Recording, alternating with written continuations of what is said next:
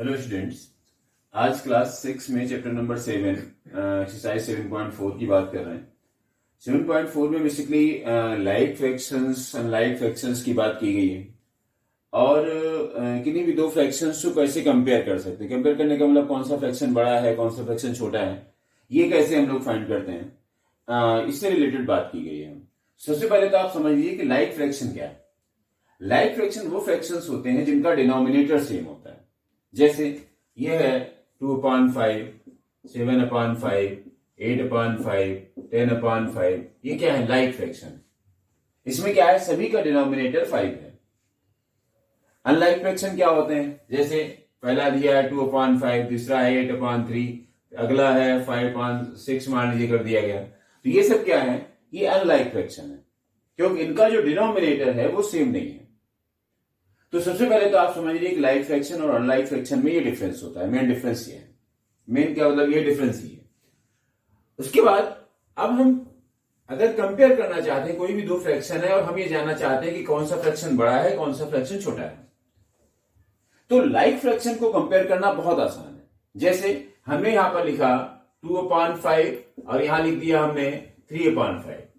अब अगर आप ये जानना चाहते हैं कि कौन सा फ्रैक्शन बड़ा है, तो अगर डिनोमिनेटर दोनों का सेम है मतलब वो लाइक फ्रैक्शन है, तो जिसका न्यूमरेटर ज्यादा होगा वो बड़ा होगा। भाई यहां पर 5 पार्ट्स में से हमें सिर्फ 2 पार्ट्स मिल रहे हैं। इस फ्रैक्शन में आपको 5 में से कितने लेने मिल रहे हैं? आपको 3 पार्ट्स। तो बड़ा तो ये हुआ ना एक पार्ट, मतलब जो भी वैल्यू होगी वो इसकी ज्यादा होगी। तो फाइनली आपको क्या देखना है कि अगर लाइक फ्रैक्शन है तो डिनोमिनेटर, अगर मतलब लाइक फ्रैक्शन मतलब डिनोमिनेटर तो सेम होगा, तो जिसका न्यूमरेटर ज्यादा है वो फ्रैक्शन बड़ा होता है। मतलब अगर आपको ये साइन लगाना हो यहां पर तो ऐसे साइन लगेगा, ये फ्रैक्शन बड़ा है ये छोटा है। क्लियर? तो लाइक फ्रैक्शन को फाइंड करने में, मतलब लाइक फ्रैक्शन को कंपेयर करने में तो कोई प्रॉब्लम नहीं है। अब हम बात करते हैं कि अगर अनलाइक फ्रैक्शन है, जैसे एक है 2/5 लिखा गया और दूसरा हमने यहां पर लिख दिया 8/11, माने दो फ्रैक्शन है। अब यहां पर प्रॉब्लम आती है कि हम इसको कैसे कंपेयर करें। तो इसको कंपेयर करने की एक तो टेक्निक तो यही होती है कि हम इसको लाइक फ्रैक्शन में कन्वर्ट कर दें। उसके लिए क्या करना होता है, आप जो भी डिनोमिनेटर्स हैं उसका एलसीएम ले लीजिए। एलसीएम मतलब एक ऐसा नंबर जो इन सभी नंबर से डिवाइड होने वाला हो। तो वैसे तो देखिए 5 एक प्राइम नंबर है, 11 भी प्राइम नंबर है, तो इसका जो एलसीएम आएगा वो 55 आएगा। इनका प्रोडक्ट ही एलसीएम आएगा। मतलब डिनोमिनेटर 55 दोनों का किया जा सकता है। अब दोनों के डिनोमिनेटर को अगर आप 55 करेंगे तो इसको हमें 11 से मल्टीप्लाई करना पड़ेगा और इसको 5 से करना पड़ेगा। लेकिन होता क्या है कि किसी भी फ्रैक्शन में हम सिर्फ डिनोमिनेटर या सिर्फ न्यूमरेटर को किसी नंबर से मल्टीप्लाई या डिवाइड नहीं कर सकते। अगर ऐसा करेंगे तो इसकी वैल्यू चेंज हो जाएगी। कहने का मतलब यह है कि अगर हमने डिनोमिनेटर को 11 से मल्टीप्लाई किया है तो न्यूमरेटर को हमें करना पड़ेगा उसी नंबर से, और यहां पर हमने 5 से मल्टीप्लाई किया तो ऊपर 5 से करना पड़ेगा, और फाइनली ऊपर क्या हो गया? ये 22/55 और दूसरा हो जाएगा 40/55। तो आप क्या देख रहे हैं? जो सेकेंड नंबर का फ्रैक्शन है वो बड़ा है। तो फाइनली अगर जब आप रिजल्ट इसका देंगे तो दिखा देंगे 2/5 रहेगा और इधर 8/11 है और ये ऐसे साइन लगा देंगे। क्यों? यहां पर आपको साफ साफ दिख रहा है कि सेकेंड नंबर का जो फ्रैक्शन बड़ा है, इसका मतलब जो 8/11 था वो बड़ा है किससे? 2/5 से। तो एक टेक्निक तो ये है कि हम क्या कर सकते हैं कि दोनों के डिनोमिनेटर को इक्वल कर लें, मतलब उसको लाइक फ्रैक्शन के तरीके से कन्वर्ट करें और उसके बाद उसको कंपेयर कर लें। देखिए दूसरी टेक्निक क्या होती है, जैसे अभी हमने जो क्वेश्चन दिया था उसमें एक तो 2/5 था और दूसरा 8/11 हमने लिया था। ठीक, और हमने ये बताया कि ये फ्रैक्शन बड़ा है या छोटा है। एक दूसरी टेक्निक क्या होती है, अगर दो ही फ्रैक्शन को आपको कंपेयर करना, दो के लिए बहुत अच्छा है, आप इसका प्रोडक्ट फाइंड करिए। इसको फर्स्ट प्रोडक्ट है 2 × 11 और ये आएगा 22। फिर इसको फाइंड करिए। ध्यान दीजिए शुरुआत यहीं से होगी, पहले फ्रैक्शन के न्यूमरेटर से दूसरे फ्रैक्शन के डिनोमिनेटर को मल्टीप्लाई करें तो ये फर्स्ट मल्टीप्लिकेशन होगा, और फिर इसके डिनोमिनेटर से इसके न्यूमरेटर को मल्टीप्लाई करेंगे, यानी कि 5 × 8 करेंगे तो ये 40 आ जाएगा। और फिर हम ये देखेंगे कि किस नंबर का प्रोडक्ट जो है ज्यादा है। तो हमने देखा कि सेकेंड नंबर पे ज्यादा है, इसका मतलब सेकेंड नंबर का फ्रैक्शन बड़ा फ्रैक्शन होगा, है ना। जैसे हम आपको और भी क्वेश्चंस दे देते हैं। जैसे मान लीजिए यहां पर आ रहा है 3/8 लिखा गया और ये है 5 कुछ भी ले लीजिए, 7 ले लिया मान लीजिए। अब आप ये जानना चाहते हैं कि कौन सा फ्रैक्शन बड़ा, तो आप तुरंत करिए पहले, लेकिन शुरुआत ऐसे, इसको मल्टीप्लाई करिए ऐसे, तो 3 इंटू 7 कितना आ जाएगा 21, और ये मल्टीप्लाई करेंगे तो 8 इंटू 5 कितना आ गया 40। कौन सा बड़ा है, सेकंड नंबर, 40 ज्यादा है, इसका मतलब ये वाला फ्रैक्शन बड़ा है, मतलब ठीक। तो ऐसे निकालेंगे हम लोग। बस क्या करना है कि फर्स्ट फ्रैक्शन के न्यूमरेटर सेकेंड फ्रैक्शन के डिनोमिनेटर को मल्टीप्लाई करिए, ये फर्स्ट नंबर पे आएगा। फिर इसके डिनोमिनेटर से इसके न्यूमरेटर को मल्टीप्लाई करेंगे, सेकंड नंबर पे आएगा। फिर जो भी है, मान लीजिए 21 छोटा है, इसका मतलब पहला फ्रैक्शन छोटा है, मतलब पहला मल्टीप्लिकेशन कम है तो पहला फ्रैक्शन छोटा है। ऐसे हम दो फ्रैक्शंस को कंपेयर कर सकते हैं, किन्हीं भी दो फ्रैक्शंस को। लेकिन होता क्या है कि मान लीजिए कई सारे फ्रैक्शंस एक साथ में, और आपको उसको असेंडिंग या डिसेंडिंग ऑर्डर में अरेंज करना हो, तो ऐसी सिचुएशन में एलसीएम वाला जो प्रोसेस है वो ज्यादा अच्छा है, क्योंकि आप दो को कंपेयर करने के लिए तो ये तो ठीक है, लेकिन वैसे आपको क्या करना है कि अगर आप एलसीएम से कर लें तो बहुत अच्छा है। जैसे इसमें क्वेश्चन लिखा गया, उसको आपको असेंडिंग या डिसेंडिंग ऑर्डर में अरेंज करना है। जैसे जो फर्स्ट वाला क्वेश्चन है 7.4 एक्सरसाइज का, 7.4 एक्सरसाइज का जो फर्स्ट क्वेश्चन है, लिखा है right sided portion as fraction. पहले तो आपको जो साइडेड पोर्शन है उसको फ्रैक्शन की फॉर्म में लिखना है, और फिर उसको असेंडिंग या डिसेंडिंग ऑर्डर में अरेंज करना है। तो ये तो सभी के पार्ट्स इसमें सेम ही है। जैसे पहला वाला कितना आएगा 3 अपान, और कितने टोटल पार्ट्स हैं 1 2 3 4 5 6 7 8, तो ये हो जाएगा 3/8। सेकेंड वाला क्या है, ये हो जाएगा 1 2 3 4 5 6/8 आ जाएगा। ऐसे ही नेक्स्ट आएगा आपका 4/8 हो जाएगा। उसके बाद 1/8 आएगा। अगर आपसे कहा जाए कि इसको असेंडिंग ऑर्डर में अरेंज करिए, तो असेंडिंग ऑर्डर में छोटा फ्रैक्शन पहले होगा, फिर उससे बड़ा होगा, फिर उससे बड़ा होगा। और अगर डिसेंडिंग ऑर्डर में करना है तो पहले सबसे बड़ा होगा। तो इसमें, हालांकि इस क्वेश्चन में डिसेंडिंग ऑर्डर में करना है, तो सबसे पहले आप क्या लिखेंगे 6/8, क्योंकि डिनोमिनेटर अगर सभी का सेम है तो न्यूमरेटर को हमें केवल देखना है, जिसका न्यूमरेटर ज्यादा है वो बड़ा फ्रैक्शन है। तो 6/8 हम पहले लिखेंगे, सॉरी 6/8, और उसके बाद 6 के बाद 4 आएगा, 4/8, फिर 3/8 और फिर 1/8। ये डिसेंडिंग ऑर्डर हो गया, यानी कि ये बड़ा है ये छोटा, तो आप इस तरीके से साइन भी लगा सकते हैं इसमें ऐसे, ठीक। लेकिन अगर मान लीजिए डिनोमिनेटर सेम नहीं होता, ये तो मैंने एक सिंपल सा क्वेश्चन दिया। अगर मान लीजिए क्वेश्चन इस तरीके से होता और आपसे कहा जाता है कि इसको असेंडिंग या डिसेंडिंग ऑर्डर में अरेंज करिए, जैसे हमने लिखा 1/3, 5/8 और 3/5 मान लीजिए हमने कर दिया। अब इसको करना है, ये क्या है, ये अनलाइक फ्रैक्शन है। तो इसको अगर हमें उसमें कन्वर्ट करना है, मतलब असेंडिंग ऑर्डर में अरेंज करना है मान लीजिए, तो हमें क्या करना पड़ेगा कि इनका डिनोमिनेटर सेम करना पड़ेगा पहले, मतलब लाइक फ्रैक्शन में कन्वर्ट करना पड़ेगा। तो उसके लिए आप क्या देखिए, इन तीनों का वो जो एलसीएम आएगा वो क्या आएगा, तो 3 8 5, और इस तरीके से डिवाइड करते हैं। तो पहले तो 2 से करते हैं, तो 2 तो 3 तो हो नहीं पाएगा, 4 जा 8 हो गया, ये 5 आ गया, फिर 2 से करेंगे आप, फिर ये 3 हो जाएगा, 2 आ जाएगा, 5 आएगा, फिर 2 से आप करेंगे तो 3 हो गया, 1 हो गया और 5 हो गया। उसके बाद आप 3 से करेंगे तो 1 1 5 आ गया, और फिर लास्ट में 5 से करेंगे तो 1 1 1 हो जाएगा। तो इसका जो प्रोडक्ट आ रहा है 2 2 जा 4, 4 2 जा 8, 8 5 जा कितना होता है 40, और 40 इंटू 3 120, यानी कि फाइनली जो इसका एलसीएम आएगा 120 आएगा, मतलब सभी का डिनोमिनेटर 120 होना चाहिए। तो हम 3 को किससे मल्टीप्लाई करेंगे, तो 3 को हमें मल्टीप्लाई करना, तो 3 को यहां लीजिए, 3 को छोड़ करके बाकी कितना बचा, 2 2 जा 4, 4 2 जा 8, 8 5 जा 40, यानी कि इसको 120 करने के लिए हमें 40 से मल्टीप्लाई करना पड़ेगा। इसको 40 से किया, ऊपर भी 40 से कर दिया, ठीक। उसके बाद अब इसको करना है, नीचे 8 है तो 8 आप हटा दीजिए, 2 2 जा 4, 4 2 जा 8, इस पोर्शन को हटा दीजिए, क्योंकि ये तो पहले से ही है डिनोमिनेटर में। बचा क्या 5 और 3 मतलब 15, तो इसको 15 से आप मल्टीप्लाई करें, मतलब डिनोमिनेटर हमें 120 करना है, तो 15 से ऊपर मल्टीप्लाई कर दिया हमने।